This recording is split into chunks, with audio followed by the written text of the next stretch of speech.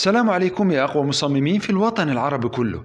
إن شاء الله النهاردة هنعمل التصميم الجميل اللي قدامكم ده من خلال مجموعة الصور دي. بس ما تنساش الصلاة على رسول الله والاستغفار الدائم. أهلا بكم حبايبي وأخواتي في كل مكان. لو أنت مش مشترك في القناة اشترك دلوقتي وفعل زر الجرس عشان توصلك كل التصميمات اللي هنعملها مع بعض إن شاء الله الفترة اللي جاية. أولا علشان نبدأ أي تصميم لازم نكون عارفين العنصر الأساسي أو العناصر الأساسية في التصميم ده.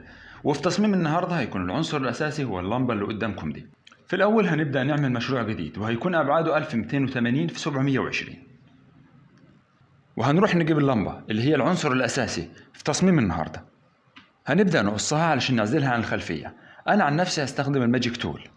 كل أداة من أدوات القص لها شغلها، بس بما إنه النهاردة العنصر بتاعنا اللي هو اللمبة ليه حواف بارزة كده عن الخلفية، فالماجيك تول هتشتغل كويس معانا في مشروع النهاردة. هنبدأ ناخدها للبروجكت الأساسي ونظبطها بما يناسب التصميم. زي ما انتم شايفين فيها أجزاء في النص احنا مش عايزينها، هنبدأ نشيلها بأي أداة تشوفوها انتم مناسبة بالنسبة لكم. أنا هستخدم الكلون ستامب تول. وده بقى الشكل بعد ما شلنا كل الأجزاء الداخلية لللمبة. هنروح نجيب العنصر الثاني في التصميم وهو المية. هنبدأ نظبطه علشان يبان انه هو جوه اللمبة، مش عبارة عن طبقة فوق اللمبة من بره. وده من خلال الضغط على كنترول تي، ونبدأ نصغر في حجم المية. هنعمل ماسك عشان نحذف كل الأجزاء اللي احنا مش عايزينها.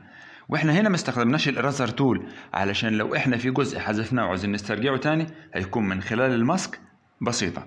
وكل ده هنشرحه إن شاء الله في الكورس اللي جاي من خلال تدريب الكامل على الفوتوشوب من البداية لحد الاحتراف. وده شكل المية النهائي بعد ما خلصت عملية القص. تحس إنه المية جوه اللمبة، مش هي طبقة كانت فوق اللمبة وإحنا قصيناها. بعد كده هنجيب القاع بتاع البحر وهو عبارة عن الشعاب المرجانية اللي قدامكم دي. هنختار الجزء اللي احنا عاوزين نخليه، وبعد كده برضه هنعمل ماسك لللير الجديدة اللي احنا عملناها اللي هي بتاعت الشعاب المرجانية، وهنبدأ نقص زي ما احنا عملنا بالظبط في المية.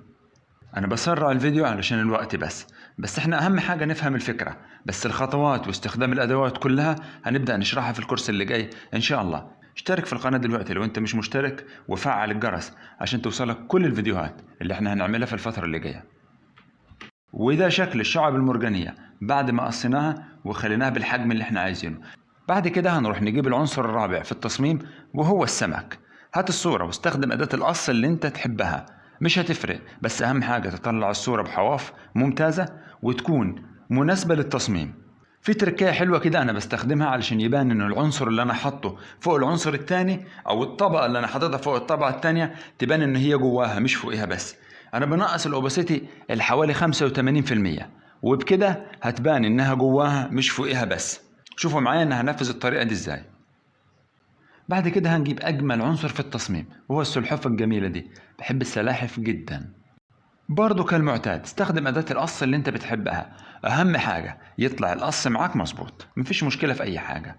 هنبدأ ناخدها للتصميم ونبدأ نريحها في مكان تبان إنها طبيعية وفي مكانها الطبيعي. أهم حاجة السلحفاة تكون مبسوطة ومستريحة. بعد كده في تركاية حلوة كده بنعملها.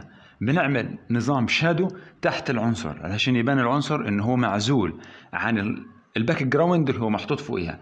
هنعملها باللون الأسود ونصغر الأوباسيتي بتاعتها لحوالي 30 35 25 على حسب ما انت تشوف حجمها مناسب. ونبدأ نحطها تحت العنصر الأساسي اللي هو اللمبة، ونبدأ نحركها لحد ما نشوف هو مكانها مناسب كده. خلاص تبقى تمام زي الفل. بعد كده هناخد السلم وهنحطه على الجزء اللي من قدام في اللمبة علشان تبان انه حجمها كبير.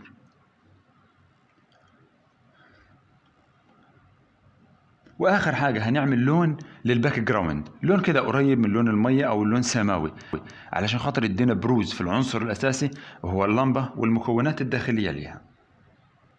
اخر حاجة هناخد الفرشة وهنحدد الكالر من قائمة الالوان الجانبية اللي انتوا شايفينها على جنب دي، وبعدين هنخلي الفلو بتاع الفرشة 50% والاوباسيتي حوالي 80%، وهنبدأ نمشي واحدة واحدة على الباك جراوند لحد ما نشوفها مناسبة زي ما انتوا شايفين كده بالظبط.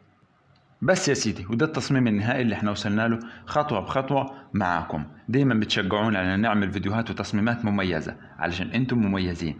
نفذ مع نفسك الخطوات خطوة بخطوة، واي حاجة تقف معاك ما تنساش انك تبعت لي في تعليق وانا هرد عليك لو تعليق واحد بس. هرد عليك فيه إن شاء الله، ودايما معاكم لحد ما نكون ونكون تيم أقوى مصممين في الوطن العربي كله.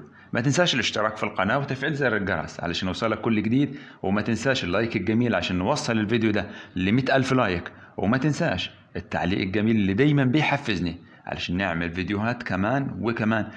وختاما، سبحانك اللهم وبحمدك، أشهد أن لا إله إلا أنت، أستغفرك وأتوب إليك. السلام عليكم.